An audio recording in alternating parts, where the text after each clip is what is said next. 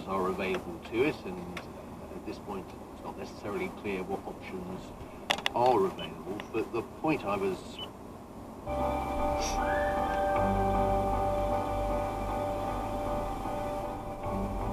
Now that is called Lippy Kids by Elbow, and I'm listening to this in Wrapped, and I haven't heard it before. I should have done, Billy, shouldn't I? You should have. Yeah, and I love Elbow, and it's special to you, that song. It's very special to me. It came out, it was on the album that came out around the time that my mother passed away. And I was over in the house I grew up in Bark in Essex, on my own for, you know, trying to sort things out for a couple of weeks I was there. So one of the things I did, I went down to the big Galleons Reach shopping centre. They had a record shop there. I went and bought some load of CDs to listen to. And among them was this new album, the Elbow record that had come out. And I was driving around, getting stuff and listening to it. And slowly but surely, this song started to... Whoa!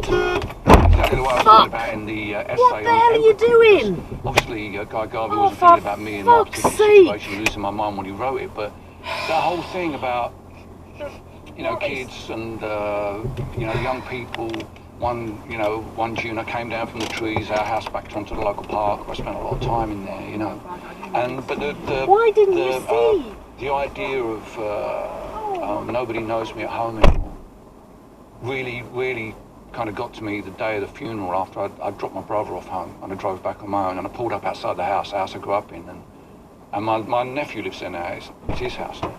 But that, I just happened to be listening to it, and that line just came on, and it just poleaxed me. I just sit in the car and have a cry, you know?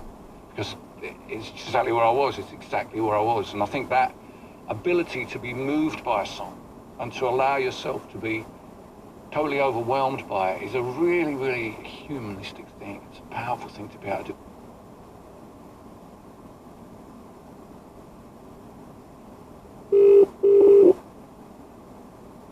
Find a song that can do that, and in many ways I did build a rocket.